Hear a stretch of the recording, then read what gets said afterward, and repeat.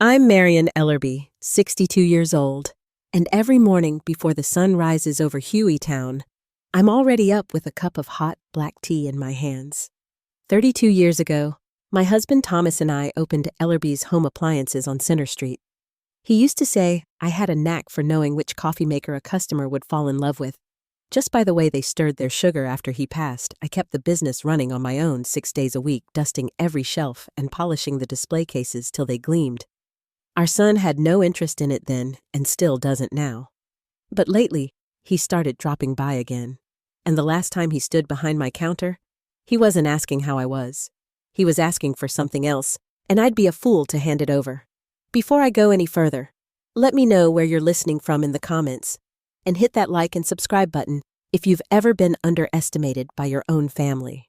Most mornings, I walk from my house to the store with a packed lunch and my keys on a bright red cord in my coat pocket. It's a quiet 15 minutes through the side streets, and I like it that way. Hueytown hasn't changed much since the 90s. The hardware store still opens at 8, the bakery still sells out of pecan rolls before noon, and if you stand on the corner near City Hall, you can hear the freight train pass like clockwork every day at 3:20. Thomas and I built Ellerby's from nothing. We took out a small business loan, stocked our first shelf with 6 microwaves and 3 vacuums, and ran our books with a calculator and a legal pad. He was good with tools and repairs. I had an eye for what people wanted before they knew they wanted it. We didn't get rich, but we built something honest and solid. The kind of store where people came back just to say, "Thank you." Our son Brian was 13 when we opened. He'd hold the door open for customers and sweep the sidewalk. But by high school, he had no patience for any of it.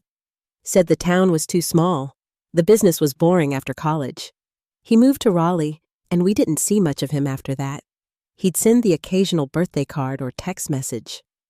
But when Thomas died 7 years ago, it was only me standing in the front pew. Brian came back briefly after the funeral. Said it was just too hard being in town. Too many memories. But 4 years later, after he lost his job at an insurance firm, he came back again. This time with a woman named Renee, all polished nails and high heels that clicked across my porch like they didn't want to be there. She looked around my kitchen like it was something to be renovated, and when I offered her sweet tea, she asked if I had bottled water instead. Renee calls me Mrs. Ellerby, with a smile that doesn't quite reach her eyes. Brian calls the store outdated. He says, "I should think about retirement." Says I'm working too hard, that I should enjoy life while I still can. But I know my son. When he says he wants to help, it usually costs me something. Last month, it was a food steamer. They promised to return before that, a vacuum, just for the weekend. And now he's asking for something bigger. Something that would give him full access to everything Thomas and I built together. I told him I'd think about it, but I didn't tell him. I'd already made an appointment with Thomas's old lawyer, and I didn't tell him. I've started keeping a record of everything he said, because this time I need to know what he's really after and how far he's willing to go to get it. That Thursday started like most others. I unlocked the store at 8 p.m. sharp, turned on the lights, and brewed a fresh pot of coffee in the break room, even though I rarely drank more than a cup. There was comfort in the routine, the smell of warm plastic and clean cardboard, the way the morning sun hit the corner display case just right. I spent the first half hour reviewing inventory and updating product cards on the vacuum models. The newer ones had Bluetooth connections and self-cleaning rollers features I never quite trusted, but kept in stock anyway. Around 10:30, I sold a countertop air fryer to a woman who remembered Thomas fixing her electric skillet 20 years ago. She paid in cash and left with a warm smile and a wrapped bundle under her arm. At noon, I crossed the street to Jenny's Cafe like I did most days. My usual table by the window was waiting, and Jenny waved me over with a nod. She poured the soup corn chowder that day and brought out the bread basket without needing to ask. I had just settled into my seat when I saw Brian's silver car pull up outside my store. He stepped out alone, spotted the locked door, and pulled at the handle once, then twice. I could see the irritation in the way his hand dropped to his side before he pulled out his phone. A few seconds later, mine buzzed against the table. "Mom, where are you?" "The store's closed," I answered calmly. "It's lunch, Brian. 12 to 1. Same as always. You're really closing the store for an hour every day. How do you even stay in business with habits like that?" His voice was sharp, like I'd inconvenienced him. "Never mind. I need to talk to you. Renee and I will come by tonight. I'll be home around 7, I said, already knowing what was coming next. "That's too late for us. Be home at 6. Then he hung up. I stared at the phone for a while before setting it down beside my bowl. Jenny was standing nearby, waiting with the check already in her hand. "Let me guess," she said gently. "Your son." I nodded. "He's coming by tonight." Jenny didn't say anything for a moment. She just placed the check on the table, then added, "You're too generous with him, Marion. Too trusting." I didn't argue. She wasn't wrong. At 7 that evening, I was already at the house dinner, cleared away, and dishes rinsed. I didn't expect Brian to be late. When he wanted something, he was always on time. Sure enough, a car pulled up right at 6, and the doorbell rang before I even reached the hallway. Even though Brian had a key, he rarely used it. I'd always thought that was about boundaries. Now I wasn't so sure. He stood on the porch in a neatly pressed shirt and expensive cologne that didn't suit him. Renee was behind him in a white blouse and stiff smile, holding her phone like it was a shield. I stepped aside to let them in. "We won't be long," Brian said. "We have dinner plans at 8. I offered them tea, but Renee waved a manicured hand. "No time. We wanted to talk to you about something important."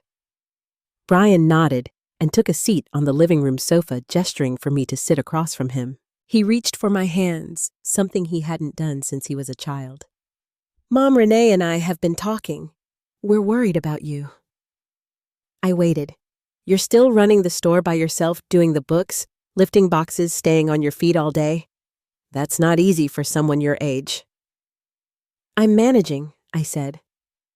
"Sure, for now. But what about next year?" 2 years from now. Time doesn't stop, Mom." Renee chimed in. "And everything you've worked for, your savings, the store, the house, it's all tied up in one place. What happens if you fall ill?" "I have insurance," I said, "and emergency funds. I'm not helpless." Brian gave me a tight smile. "We know, but we want to make sure you're protected. That's why I'm suggesting a power of attorney. Just to help with the finances, the bills, the taxes. Nothing more." I didn't answer right away. Renee crossed her legs and leaned back. "We're not trying to take anything from you, Mrs. Ellerby. But scammers target the elderly. You've heard the stories. You could lose everything if someone got into your account. I've been managing the books for over 30 years, I said. I handle online orders and banking every week." Brian's tone changed slightly. "Come on, Mom. I'm just trying to help. Wouldn't it be easier to let me take care of the complicated stuff?" I looked at him carefully. Years ago, when he was little, his eyes lit up when he helped Thomas sort through delivery slips or fix the plug on a mixer. Now his expression was different, careful, practiced. If I told him no, he'd find another way. That much I was sure of. "I'll think about it," I said finally. "Give me a few days." His smile faltered just a second. "Sure, but sooner is better, Mom. We can get the paperwork drawn up and filed without any hassle." Renee stood and glanced at her watch. "We should go." Brian leaned in to kiss my cheek. "It's for your own good. You'll see." After they left, I sat alone in the quiet house, listening to the old mantel clock tick steadily in the background. The same one Thomas gave me for our 10th anniversary. I thought of what he used to say when we made tough decisions. Trust, but verify. The next morning, after I closed up shop, I didn't head home. I drove out to the edge of town to visit Hugh Lawton, the lawyer who handled our family's affairs for years. He'd retired last spring, but agreed to meet me at his kitchen table over a pot of coffee. He listened while I explained Brian's proposal. When I mentioned the power of attorney, Hugh's brow furrowed. "Marian, are you sure you want to give him that kind of access?" "No," I said, "but I want to know what he'll do with it." "You'd be giving him access to your personal accounts. That includes transfers, withdrawals, possibly even decisions about your property." "Can we structure it with limits?" Hugh took off his glasses and sighed. "We can, but if you're already suspicious, even a limited agreement is risky." "What's the end game here? I want to see his intentions. I want to know if what I suspect is true." He didn't answer right away, just reached for a pen and said, "Then let's be smart about it." By the next day, Brian had the paperwork drawn up. He dropped by the store just before closing alone this time. "It's all set," he said, handing me a manila envelope. "Just needs your signature. I used the corporate attorney we work with. She's good." I flipped through the pages slowly, asking a few questions I already knew the answers to. "What are your plans once you have access?" "Just the basics at first," Brian said. "Streamline your expenses, maybe negotiate better rates on services. Down the line, maybe look into more profitable uses for the storefront." "You mean selling it?" I asked. "Or leasing?" he said. "We'll talk." I nodded and signed. Later that evening, I sat at the store counter and stared at Thomas's photo beside the register.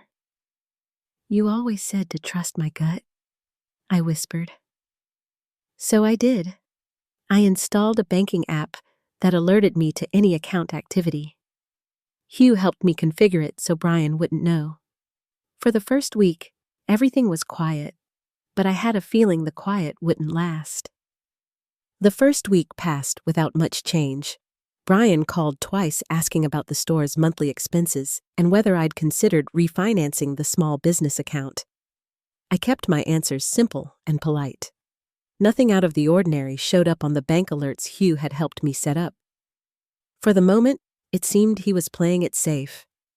Saturday afternoon, just before closing, the front bell rang. Renee walked in alone, dressed in a sleeveless blouse and heels that didn't belong on my tile floors. She didn't ask how I was or if I had a minute, just walked straight to the coffee machines like she owned the place. "Brian wants to surprise me for our anniversary," she said, running a hand along the polished chrome of the most expensive model on the shelf. "Something nice for the kitchen." I nodded. "Coffee machine's a good choice. This one's programmable with auto-clean and adjustable strength. Works with both ground beans and pods." "That one then." She turned to face me. "Just put it on Brian's tab." I looked at her for a moment. If it's a gift from him, shouldn't he be the one to pay for it? "Oh, Marian," she laughed lightly like she was humoring a child. "Brian's handling the finances now. What's yours is ours, right?" I didn't argue. I just boxed up the machine and wrote the receipt with both their names on it. She left without saying thank you. That night, I added 2 new layers of protection to my account, an authorization code for any transfer above $5,000 and a security question only I could answer. It wasn't about stopping him entirely, not yet. It was about seeing how far he'd go. The next few days were quiet. Business slowed a bit like it always did after the first of the month. I cleaned the shelves, rearranged a few of the display stands, and took stock of our toaster models. On Wednesday, I stayed home. I'd had a dull ache behind my right eye for 2 days, and my blood pressure was running higher than usual. Nothing serious, just enough to slow me down. By late morning, the headache eased. I stepped outside for a walk. Hueytown was peaceful that time of day. Most folks at work the sidewalks empty, but for the occasional dog walker. I passed the bank on Elm and glanced over without meaning to. Brian's silver sedan was in the parking lot. It was a strange time for him to be there. He worked out of town and rarely left before evening.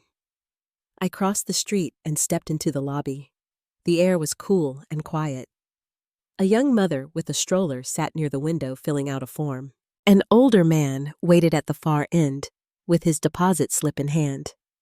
At the counter, I saw Brian and Renee speaking with Peter Ellington, the branch manager. They hadn't seen me. I stepped quietly behind one of the marble columns near the entrance and stayed out of view. Brian was talking with urgency, gesturing toward a folder on the counter. Renee stood beside him, arms crossed, tapping her foot. Peter looked uncomfortable. He said something I couldn't hear, then disappeared into the back room. When he returned, he held a thick stack of bills. He counted slowly, tapping each bundle into place before sliding them across the counter. Renee reached for the money without hesitation. She placed it into a large shoulder bag while Brian signed a few papers. When they turned to leave, I stayed behind the column, breath, shallow back pressed to the wall. Renee held the bag tightly. Brian looked around once, then pushed open the glass door. They walked out without a word. I waited until the door closed behind them, then walked straight to the counter.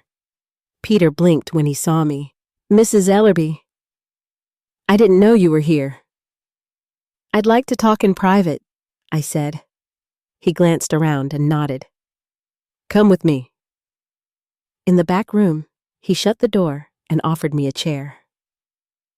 I didn't sit. That was my son and his wife, wasn't it? And that was my money. Peter hesitated. "Your son has power of attorney. He has the authority to handle account matters. How much did they withdraw?" He lowered his voice. $75,000. I didn't say anything for a long time. He presented a notarized update. Peter went on. It removed the prior withdrawal limits. He also had a medical letter, said you were beginning to experience memory issues and needed him to manage things more directly. "Who signed the letter?" Peter swallowed. "Dr. Wilson." It looked legitimate. I nodded slowly. "Thank you, Peter." "There's still a restricted retirement account in your name," he said gently.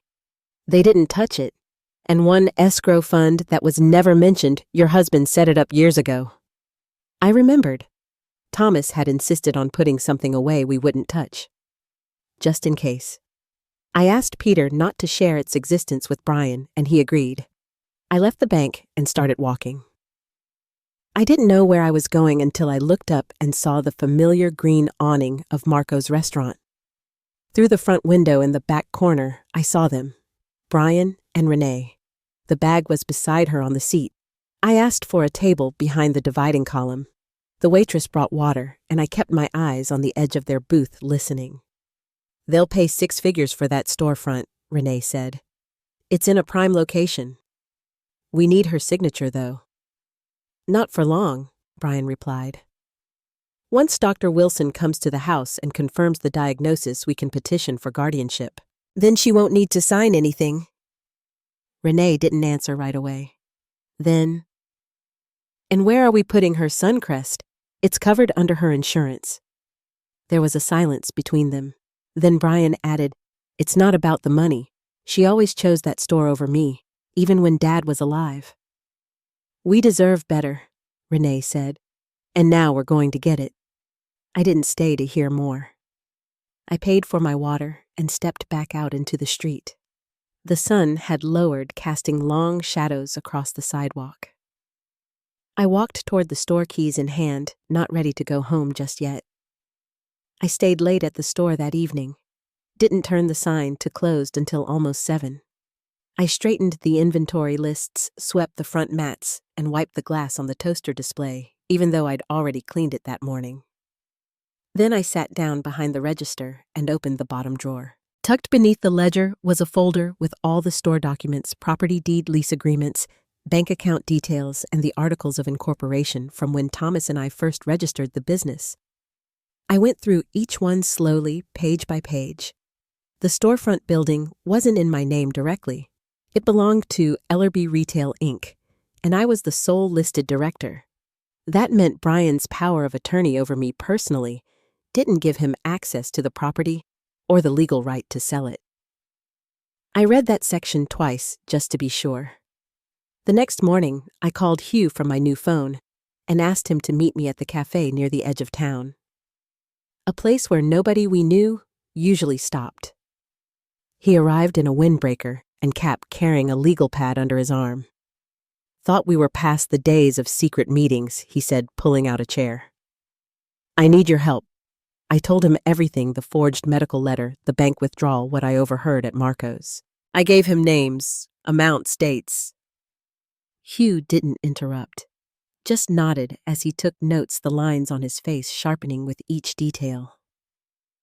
"We could go to the police with this," he said when I finished. "Forgery, financial exploitation, attempted medical fraud. It's more than enough. I'm not ready for that yet. I need to see what they do next." He didn't argue. "Then let's start with a new will. Who do you want to include?" I had thought about that part. Patty would get the business. She was smart, steady, and had been with me for 9 years. The house and my remaining personal savings would be split between 3 people who had always looked out for me: Jenny from the cafe, the Martin family across the street, and my friend Evelyn, who used to bring casseroles every Sunday after Thomas passed. I asked for 10% to go to the local animal shelter in Thomas's name. He was always sneaking bits of roast beef to the strays behind the store. Hugh made notes without comment. When he finished, he flipped to a new page. "Next, I want to revoke Brian's power of attorney. Can we claim it was signed under pressure? If they argue you were already impaired, then yes. But we'll need more than just your word." I nodded. "I'm working on it. I bought a voice recorder yesterday." Hugh looked up. "You're planning to get them on tape. They're coming tomorrow.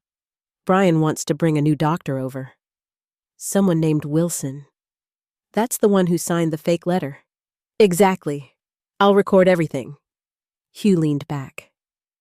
"Be careful, Marion. If they find out, they'll double down." "I know." That afternoon, I went back to the store and waited. At 4:30, Brian came in with a folder tucked under his arm. I slipped the recorder into my cardigan pocket and hit the button as soon as the bell above the door rang. "Hey, Mom," he said, stepping behind the counter like it was his own office. "Got a few vendor catalogs I want to show you. Big discounts if we prepay." He laid the folder out in front of me.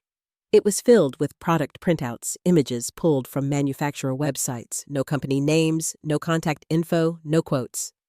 "What kind of equipment are we looking at?" I asked. "Kitchen appliances, floor units, same stuff we sell now, just updated models. We'll replace the slow-moving stock and double our margins. How much do you want to spend?" He didn't hesitate. $70,000. I didn't answer right away. He kept going. "I've already scheduled the transfer. Once it clears, I'll confirm the order and arrange shipping. I'd like to see the vendor agreements," I said, flipping through the pages again. He smiled like he was humoring me. "There's nothing to worry about. I've done the research." Over tea, I steered the conversation toward the store's future. I told him I was thinking about giving Patty a stake in the business, just a small one to start. She'd earned it. Brian's expression tightened. He set his cup down and leaned forward. "That's not your call to make without talking to me." "It's still my business," I said. He didn't answer, just looked away and tapped his fingers against the armrest. The next day, just before 6, they pulled up in the driveway. Brian rang the bell. Renee stood beside him in a navy skirt and sweater. The man beside them introduced himself as Dr. Wilson, a soft-spoken man in his 60s with gray hair and a satchel slung over one shoulder. "Mrs. Ellerby," he said, shaking my hand. "Your son tells me you've been feeling a little forgetful lately." "I feel fine," I said, motioning for them to come in. We sat in the living room. Dr. Wilson opened a notebook and asked a series of routine questions: the date, the name of the president, how to spell world backward. I answered each one slowly and clearly. Renee shifted in her seat. Brian looked impatient. "Doctor." Wilson did a basic physical check: blood pressure, reflexes, pupil reaction, then scribbled something in his notes. "Well, you seem physically healthy," he said. "But there are some things I'd like to follow up on." "Like what?" He hesitated. Reaction times. Minor hesitation during recall. It could indicate early-stage memory decline. Or it could mean I was taking my time, I said. Where is your clinic? I have a private office near Charleston. What's the address? I'll have my insurance call. There's no need. Brian jumped in. I'll cover the visit. Dr. Wilson didn't add anything. When they left, I walked to the kitchen and checked the recorder. It had captured everything: his vague responses, his refusal to share a license number or credentials, Brian cutting me off. The next morning, Hugh came to pick me up. He brought with him a printed copy of the bank statements Peter had sent over. It showed the withdrawal, $75,000 listed under Brian's name, accompanied by a medical note. There was also a second document, a revised power of attorney lifting the transaction limit I'd set. The signature on it didn't match mine. We'll have a handwriting expert confirm it, Hugh said. This is enough to open a case. We drove straight to the Hueytown Police Department. Detective Morris, a man in his 50s with tired eyes and a thick notepad, listened quietly while we laid it all out. By the time we finished, he had a pile of paperwork in front of him. You've done more than most by the time they reach this point, he said. We'll take it from here. He helped file a restraining order.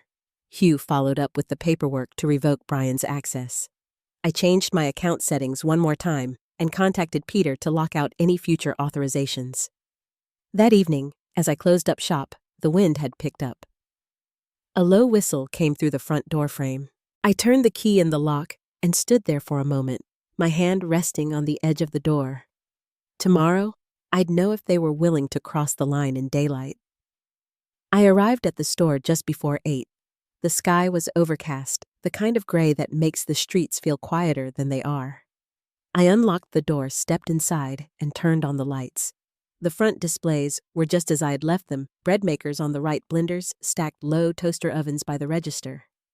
I took my time switching on the backroom coffee pot and setting the day's receipts in the drawer. At exactly 8:35, the front bell rang. It wasn't a customer. Brian walked in first, holding a clipboard. Renee followed with a purse tucked under her arm and a phone in her hand. Behind them came a man I didn't recognize, tall, late 30s, in cargo pants and a branded polo shirt.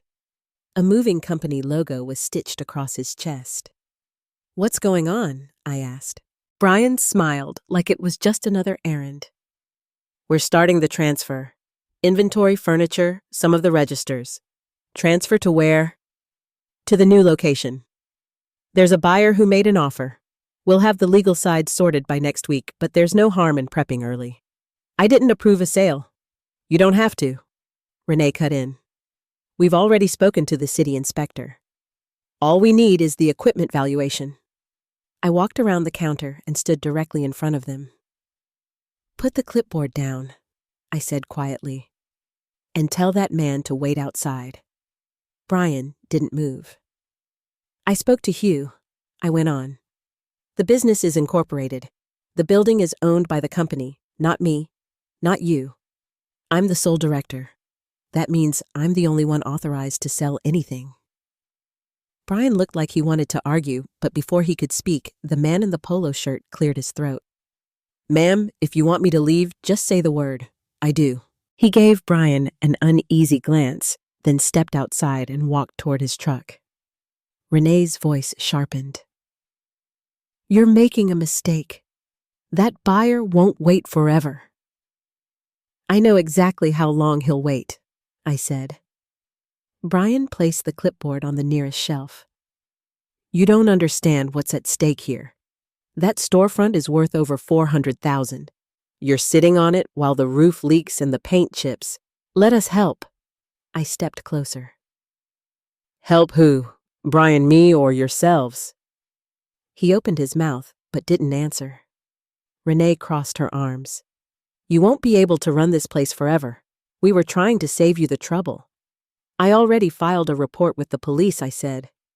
Forgery, misrepresentation, illegal withdrawal of protected funds. That was before you walked in here with a moving crew.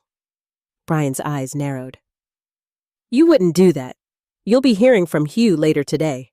I suggest you both speak to your own attorney." For a moment, the store was completely still. Then Brian turned, motioned for Renee to follow, and walked out the door without another word. I locked the door behind them and flipped the sign to closed. The store wasn't scheduled to open for another hour, but I needed the quiet. I sat behind the counter and opened the day's receipts again, though I didn't look at them. Just sat with my hands folded, watching the light shift on the front windows. An hour later, I called Hugh. "They tried to clear out the store," I said. "You have it on video every angle. Front door, sales floor, back stockroom. I had the cameras checked last week. I'll have Detective Morris add that to the file." By noon, word had spread. Patty showed up with an extra-large coffee and didn't ask any questions. She just opened the cash drawer and started organizing the 1s and 5s. "Want me to work the floor today?" she asked. I nodded. Around 2, Jenny from the cafe came in with lemon bars and a stack of her husband's old National Geographic magazines. She left them on the counter and told me she was proud of me. Evelyn called from Florida just to say she'd heard and that she'd back me up if I needed a statement. Even the Martin boys, who rarely came inside, stopped by after school to ask if the toaster in the window was still for sale. It was the first day in weeks I didn't check the bank alerts. That evening, after locking up, I walked through the stockroom and sat on the old wooden stool Thomas used to rest on when he took inventory. I looked around the shelves, some dusty, some near empty, but still mine. Not because I was trying to prove anything, not because I had something to hold over Brian or Renee, but because I had built this store with my own hands and I wasn't done yet. Before I turned off the lights, I reached for the clipboard Brian had left behind. The top page was blank, but underneath, faintly, was the imprint of what had been written earlier. I took a pencil, gently shaded the surface, and watched the words come through. "Transfer form signature pending. Scheduled appraisal Friday. Buyer pending wire transfer." That night, I made one more call to Hugh. "I found something," I said. "Looks like they tried to move the sale forward behind my back." "It's in writing." "That's good," he said. "It'll help the case." I didn't say anything for a long time. "I don't want them arrested," I said, finally. "Not yet." "I understand. I want them to see what it's like to have someone pull the rug out from under them." The appraisal team showed up on Friday morning right on schedule. 2 men in khaki slacks and button-down shirts, both carrying clipboards, stepped through the front door just as I was unboxing a shipment of mini rice cookers. One introduced himself as Calvin, the other as Mark. Neither looked old enough to remember when the store opened, but they were polite. "We have a standing order to appraise the property for commercial sale," Calvin said, glancing at his form. "It was submitted by—" He paused, then looked up, "Brian Ellerby." I nodded. "I've been expecting you. Come on in." I didn't argue. I let them walk the perimeter, take their notes, ask their questions. They measured the floor space and took pictures of the electrical panel. I answered what I needed to, nothing more.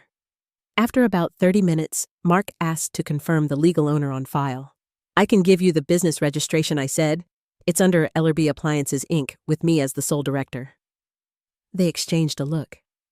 "We weren't aware of that," Calvin said.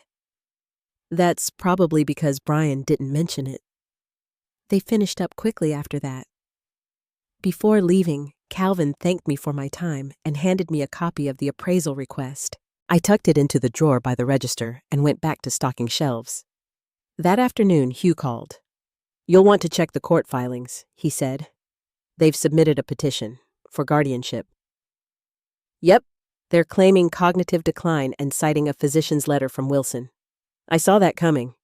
I already faxed a rebuttal," Hugh added, "along with your video footage, the account records, and a copy of your notarized corporate papers. But you'll still have to appear." When Monday morning. That weekend, I didn't leave the house. I dusted the picture frames in the hallway, sorted the stack of old utility bills on the kitchen counter, and trimmed the rose bushes near the side porch. On Sunday evening, I laid out a navy blue blouse and slacks and set my alarm for 6:15. Court was held in the small annex building off Main Street, the same building where I'd signed my marriage license. It was quiet when I arrived. Hugh was already there, seated near the front, a thick folder resting on the bench beside him. I joined him without a word. At 9 to sharp, the judge entered Judge Marilyn Griggs. I knew her by face, not by name. She looked to be in her mid-60s with reading glasses she kept removing and replacing between documents. Brian sat across the aisle with Renee beside him. He wore a dark suit. She wore beige and pearls. Neither looked at me. Judge Griggs called the session to order and reviewed the petition. Brian stood when prompted and read a prepared statement about my alleged forgetfulness, financial instability, and worrying episodes over the past year. Renee added that I had become confused and withdrawn, citing my decision to remove Brian from the bank accounts as proof of irrational behavior. Then it was my turn. I walked to the front and handed the clerk a stack of papers, printouts of the store's financials. A letter from my primary care doctor confirming no signs of decline, and the notarized statement of business ownership. Judge Griggs reviewed the materials slowly. She didn't rush, didn't glance toward either party. Just read in silence, then folded her hands. "Mr. Ellerby," she said, "can you explain why your mother's business assets were being transferred without her signature?" Brian shifted in his seat. "I acted under the belief that I had full authority. She signed the power of attorney last fall, which has since been revoked," she said. "And according to your mother's records, those changes were filed with the state." He said nothing. Judge Griggs looked at me again. "Ms. Ellerby, do you have anything else you'd like to submit?" I stepped forward and placed one last document on the bench, an affidavit from Peter Ellington at the bank describing the cash withdrawal and the forged request to increase Brian's access. Judge Griggs took her time reading. Then she lifted her glasses and looked at both sides. "I see no grounds for guardianship," she said firmly. "The petition is denied.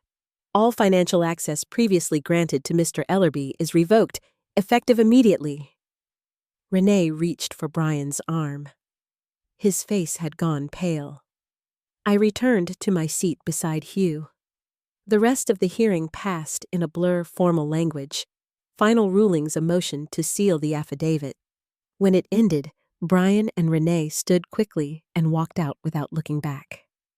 Outside the courthouse, I paused on the front steps. The morning sun was bright against the pavement. Hugh stood beside me. "You handled that well," he said. "I need one more thing," I said quietly. "Can we initiate proceedings for recovery of the missing funds? I've already got the paperwork ready." I nodded and turned toward the sidewalk. Across the street, the bench outside Eleanor's flower shop had been painted pale blue. I hadn't noticed it before. Later that day, I returned to the store. Patty was already inside counting the drawer. A customer stood at the blender display comparing prices. I took my place behind the counter, picked up a pen, and started the day like any other. Only this time, everything was mine again. On Wednesday afternoon, I stopped by Price's Hardware for a bag of screws. The clerk behind the counter, Alan, greeted me like he always did, but this time, he hesitated before ringing me up. He lowered his voice and said I heard about what happened in court. "Good on you for standing your ground." I hadn't told anyone outside Hugh and Patty. As I walked back toward the store, I passed two more people, Martha Dunley from the school board and Sylvia from the bakery. Both gave me quiet nods and soft words. No questions, no prying. Just enough to know they'd heard, enough to let me know whose side they were on. The rest of the week moved steady. Sales picked up slightly, mostly small items, coffee pots, countertop ovens, a few vacuum bags. Nothing big, but folks lingered longer in the aisles and a few slipped folded bills into the tip jar near the register, even though there wasn't a reason for one. On Friday, I spotted Brian's sedan idling down the block. He didn't come in. He parked across from the laundromat for 20 minutes, then drove off. I didn't mention it to Patty. That weekend, the letter from the county court arrived. It confirmed Judge Griggs' decision in writing, petition denied guardianship refused, and an order that all funds withdrawn under false pretenses be accounted for within 30 days. Hugh called that afternoon to walk me through the next step of formal recovery demand. If they don't return the money voluntarily, he said, we'll escalate. But based on the bank's statements, we have everything we need. Monday morning, I drafted a simple note and enclosed the legal documents Hugh had prepared. I mailed it to the address Brian and Renee were using, a small townhouse on the west side near the college. By Wednesday, the envelope was returned unopened. No forwarding address. The same afternoon, Renee's mother, Carol Bennett, walked into the store. I hadn't seen her in months. She wore dark sunglasses and a blazer, even though it was nearly 70 degrees. She stood in front of the stand mixer display without picking anything up. I didn't come to shop, she said. I nodded. All right. She took a breath. Renee told me what happened. I didn't say anything. She's back in Charlotte now. Her father wired her money for the move. Still, I said nothing. She asked me to come by and say she's sorry things turned out this way. I imagine they did. She also said you'll be receiving a transfer soon. From Brian. When? Within the week.